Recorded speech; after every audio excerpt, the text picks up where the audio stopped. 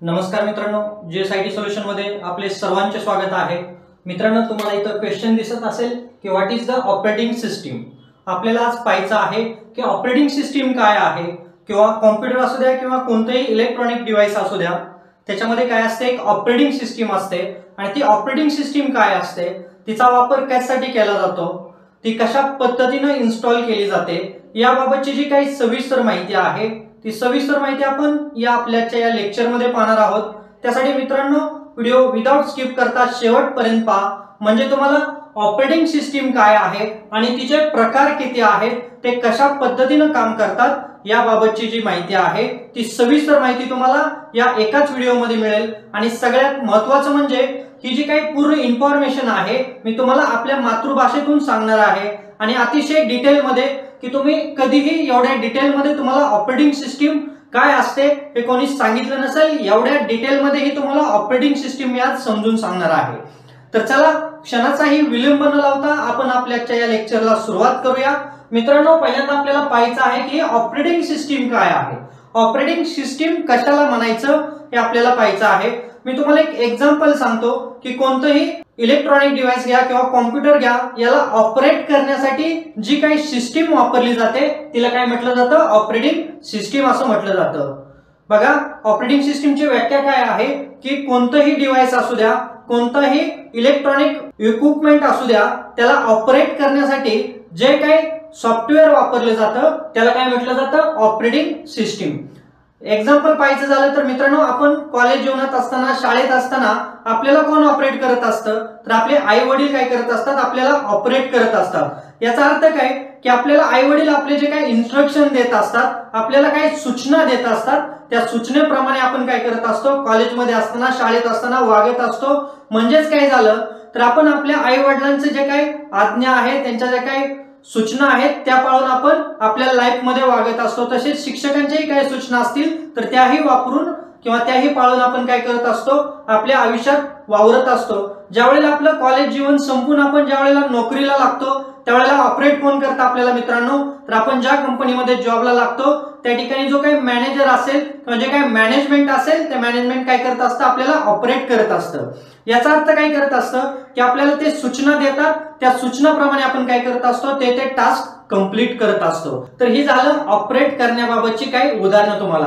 आता मित्रांनो, तुमच्या नक्कीच लक्षात आलं असेल की ऑपरेटिंग सिस्टीम काय आहे किंवा ऑपरेटिंग सिस्टीम कशा पद्धतीने काम करते।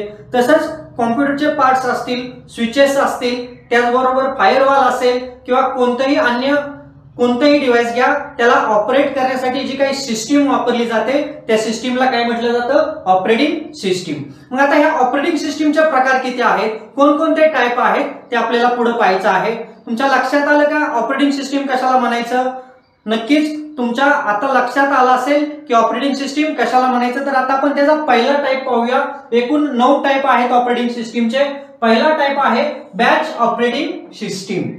आता तुम्ही म्हणाल ही बॅच ऑपरेटिंग सिस्टीम काय आहे? ऑपरेटिंग सिस्टीम तर सर्व सारख्याच आहेत, सगळीकडे ऑपरेटिंग सिस्टीम त्याच असतात। तर आता ही बॅच ऑपरेटिंग सिस्टीम काय आहे? आपण कोणत्याही इलेक्ट्रॉनिक डिव्हाइसला किंवा कॉम्प्युटरला असेल किंवा स्विचेसला असेल जे इन्स्ट्रक्शन देतो, आणि विदाउट इंटरफेस म्हणजे विदाउट कोणत्याही ह्युमनचा इंटरफेस असता ते काम ऑटोमॅटिक बॅच वाईज चालत जातं, त्याला काय म्हटलं जातं, तर ही बॅच ऑपरेटिंग सिस्टीम असं म्हटलं जातं। आलं का लक्षात तुम्हाला बॅच ऑपरेटिंग सिस्टीम कशाला म्हणायचं?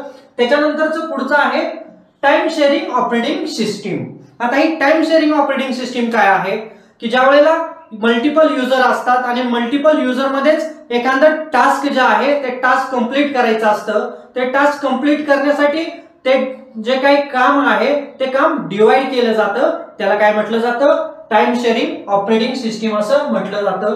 डिस्ट्रीब्युटेड ऑपरेटिंग सिस्टीम सेम तेच आहे की टाइम शेअरिंग मध्ये काय केलं जातं की टाइम वाचवण्यासाठी एकच काम मल्टिपल लोकांना शेअर केलं जातं। तिसरा पॉइंट आहे आपला डिस्ट्रीब्युटेड ऑपरेटिंग सिस्टीम। याच्यामध्ये काय केलं जातं की याच्यामध्ये विंडोज सर्व्हरची जी ऑपरेटिंग सिस्टीम असते ते काय करते की तुमचा जो काही वर्कलोड आहे तो वर्कलोड वेगवेगळा डिस्ट्रीब्यूट करते, किंवा जे टास्क आहे ते वेगवेगळ्या लोकांना डिस्ट्रीब्यूट करते, त्याला काय म्हटलं जातं, डिस्ट्रीब्युटेड ऑपरेटिंग सिस्टीम। चौथा आहे नेटवर्क ऑपरेटिंग सिस्टीम। आता हा नेटवर्क ऑपरेटिंग सिस्टीम काय आहे, आपण आपल्या मोबाईलवरती इंटरनेट वापरत असतो, घरामध्ये इंटरनेट वापरत असतो, इंटरनेटच्या माध्यमातून आपण वेगवेगळी इन्फॉर्मेशन काय करत असतो, कलेक्ट करत असतो. ज्यावेळेला आपण बघा फॉर एक्झाम्पल पाहिजे झालं तर आपण जर समजा रिचार्ज मारला, रिचार्जचे काय असतात वेगवेगळे पॅक असतात की 300 रुपयाचा रिचार्ज आहे, 400 रुपये 2 GB आहे, 300 रुपये आपल्याला 1.5 GB भेटतं. तर हे जे काय डिस्ट्रीब्यूट करावं लागतं की ज्या युजरनं जेवढ्या किमतीचा रिचार्ज केलेला आहे, एक एक्झाम्पल आहे मित्रांनो, त्याच किमतीचं त्याला काय भेटत असतं, इंटरनेट भेटत असतं. आणि ते कशाच्या माध्यमातून भेटतं आपल्याला, तर या नेटवर्कच्या माध्यमातून भेटत असतं. म्हणून त्याला काय म्हटलं जातं, नेटवर्क ऑपरेटिंग सिस्टीम. नेटवर्क मध्ये जे काही टास्क आहे, जे स्विचेस असतील, राउटर असतील, त्यांना मॅनेज करण्यासाठी नेटवर्क ऑपरेटिंग सिस्टीम ही वापरली जाते. त्याच्यानंतरचं पुढचं आहे मल्टी युजर ऑपरेटिंग सिस्टीम. बघा ही मल्टी युजर काय ऑपरेटिंग सिस्टीम आहे, तर एकच कॉम्प्युटर असेल आणि त्याच्यावरती मल्टिपल टास्क आपल्याला करायचे असतील तर त्यासाठी जे ऑपरेटिंग सिस्टीम वापरली जाते त्याला काय म्हटलं जातं, मल्टीटास्किंग ऑपरेटिंग सिस्टीम असं म्हटलं जातं. Single user operating system. Single user म्हणजे एका वेळेला युजर एकच काम करतो, त्याला काय म्हटलं जातं, सिंगल युजर ऑपरेटिंग सिस्टीम. आणि दुसरी आणि पुढची आहे ती एम्बेडेड ऑपरेटिंग सिस्टीम. आता ही एम्बेडेड ऑपरेटिंग सिस्टीम काय आहे की आपण वेगवेगळे इलेक्ट्रॉनिक डिव्हाइसेस वापरतो, त्याच्यामध्ये त्यांना हार्ड कोड करून जे काही मॅनेज केलं जातं, ते हार्ड कोडिंग ज्याच्यामध्ये केलं जातं त्या ऑपरेटिंग सिस्टीमला काय म्हटलं जातं, एम्बेडेड ऑपरेटिंग सिस्टीम. त्याच्यानंतरची आहे आपली मोबाईल ऑपरेटिंग सिस्टीम, की जे आपण सर्व मोबाईलमध्ये वेगवेगळ्या ऑपरेटिंग सिस्टीम वापरत असतो. अँड्रॉइड मध्ये वेगळी असते, ऍपल मध्ये वेगळी असते. या ज्या काही ऑपरेटिंग सिस्टीम आहेत त्या मोबाईल ऑपरेटिंग सिस्टीम आहे. आणि त्याच्या पुढचे आहे graphical user interface operating system, ज्याच्यामध्ये तुम्ही विंडोज 7 वापरला असेल, 10, 11 वापरत असाल, त्याच्यामध्ये तुम्हाला एक ग्राफिकल इंटरफेस येतो की तुम्ही ज्याच्यावरती राईट क्लिक करून तुम्ही काय करता, तुमचा फोल्डर क्रिएट करता, युजर क्रिएट करता. तो जो काही ग्राफिकल व्ह्यू आहे ते ऑपरेटिंग सिस्टीमला काय म्हटलं जातं, graphical user interface operating system. मित्रांनो लक्षात आलं का तुमच्या ऑपरेटिंग सिस्टीम काय आहे आणि त्याचे हे 9 प्रकार आहेत. या 9 प्रकारामध्ये ऑपरेटिंग सिस्टीम आपल्याला पाहायला मिळत असते. मित्रांनो तुम्हाला याच्यामध्ये आणखीन काही शंका असल्यास तुम्ही मला कमेंट बॉक्समध्ये विचारू शकता. आणि सगळ्यात महत्त्वाचं म्हणजे तुमच्यासाठी अशीच नवनवीन माहिती मी बनवत राहणार आहे. यापूर्वीही बनवलेले आहे आपल्या चॅनलवरती भरपूर सगळे व्हिडिओ तुम्हाला तिथं पाहायला मिळतील. मित्रांनो तुम्हाला एक माझी रिक्वेस्ट राहील, तुम्ही अजूनपर्यंत जर आपल्या चॅनलला सबस्क्राईब केलं नसेल तर प्लीज आपल्या चॅनलला सबस्क्राईब करा, लाईक करा आणि महत्त्वाचं म्हणजे बेल आयकॉनचं बटन क्लिक करा, म्हणजे असेच माहितीपूर्ण नवनवीन व्हिडिओ सर्वात अगोदर तुमच्यापर्यंत येऊन जातील. तर भेटूया अशाच नव्या माहिती बरोबर. जय हिंद, जय महाराष्ट्र.